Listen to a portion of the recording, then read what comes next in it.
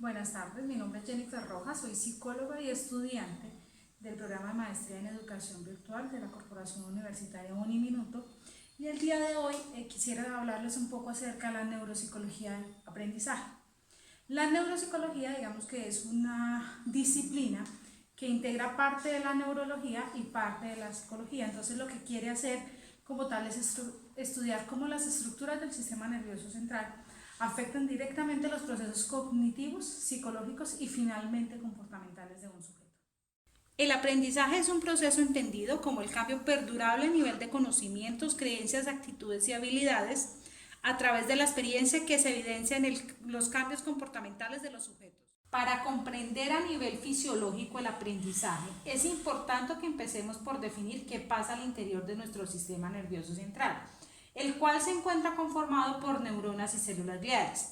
Es importante que iniciemos hablando de la sinapsis, conocida como la comunicación neuronal, que se produce a través de la percepción de un estímulo a nivel físico, el cual viaja a través del tálamo y lo convierte en una percepción nerviosa del estímulo.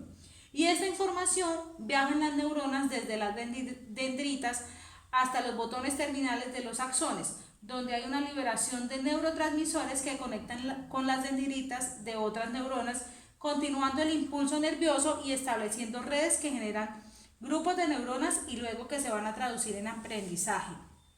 A través del tiempo se han determinado diferentes modelos de estudiar el aprendizaje, como los correlacionales, experimentales, cualitativos, y esto ocurre debido a la naturaleza multifacética del aprendizaje.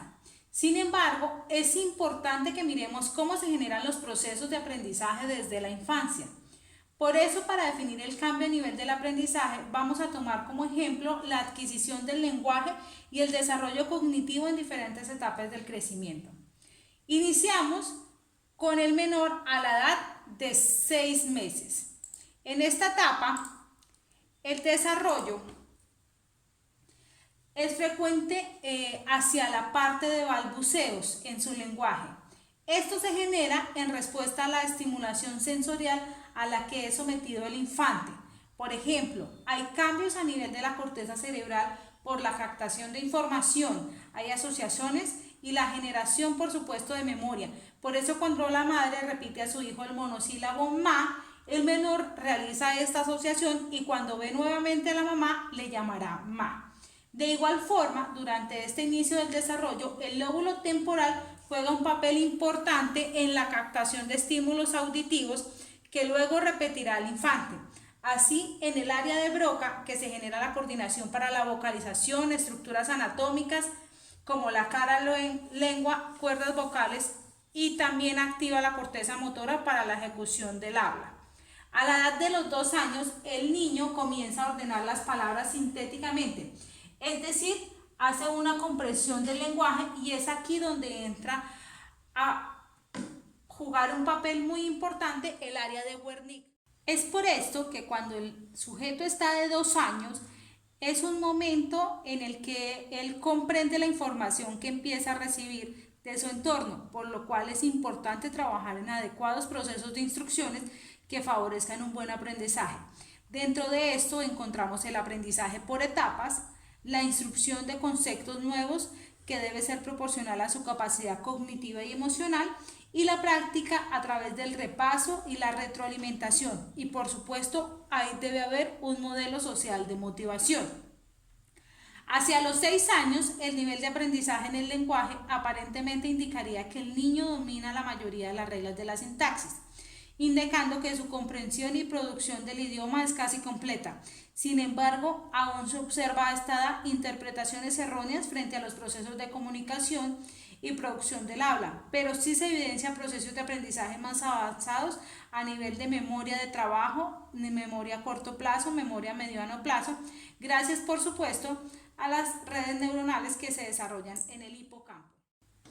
Una vez que el nivel de desarrollo fisiológico y cognitivo del sujeto incrementa, los procesos cognitivos de generación de aprendizaje disminuyen, porque durante los primeros años de vida la generación de redes neuronales a través de estimulación tiene un auge bastante fuerte. Pero a medida que el sujeto va creciendo, la proporción de creación de redes neuronales va disminuyendo gradualmente. Un ejemplo de esto es la diferencia que se aprecia durante el aprendizaje de un idioma diferente al nativo, durante los primeros años de vida y a lo largo de la adolescencia. Por eso, a nivel profesional he evidenciado que los cursos preescolar, primero y segundo de básica primaria son definitivos frente al éxito, porque si durante estos años escolares el estudiante ha desarrollado un hábito académico que refuerce, por supuesto, y que sea apoyado desde los cuidadores en casa, ha desarrollado motivación intrínseca frente a las actividades académicas. Digamos que esta motivación se logra a través del refuerzo verbal de los cuidadores y docentes y a través de la obtención de buenas calificaciones. Y por ende, primeros comportamientos de autodeterminación frente a la responsabilidad en este ambiente.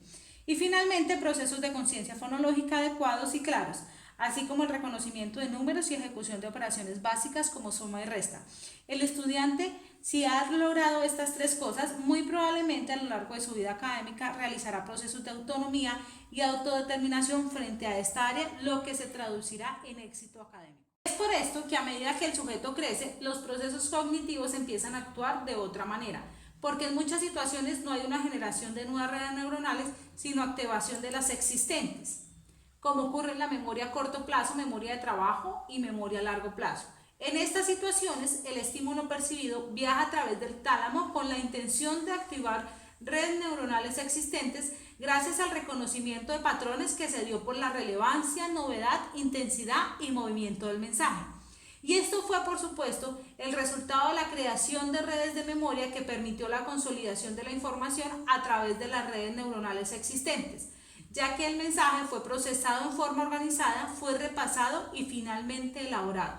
Es decir, se creó una asociación de la información que se recibió y por supuesto se pudo memorizar. Según Schunk, los periodos cruciales del desarrollo son a muy temprana edad.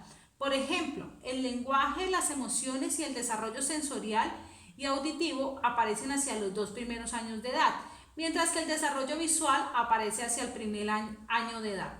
Y en todo este proceso encontramos factores que van fortaleciendo o debilitando el desarrollo del cerebro y finalmente afectando la capacidad de aprendizaje del sujeto.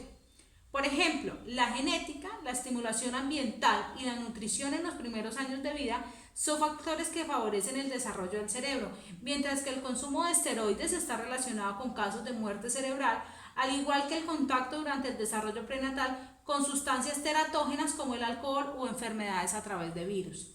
Por esto, en todo este proceso de aprendizaje mediado por bases neuropsicológicas, intervienen también los factores ambientales y socioculturales en donde se da el desarrollo de las estructuras corticales de la persona. Tal como afirmaba Vygotsky, el desarrollo humano debe ser comprendido desde la maduración biológica y su historia cultural, donde se adquiere y se sintetiza de manera única las estrategias de aprendizaje para el contexto determinado, lo que marcará definitivamente sus modos de comportamientos y formas de adaptación.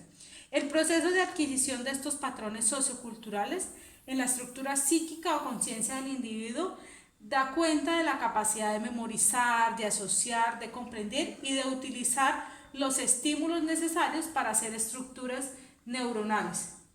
Finalmente, esto es todo lo que nosotros evaluaremos como coeficiente intelectual, es decir, la capacidad de aprendizaje del sujeto.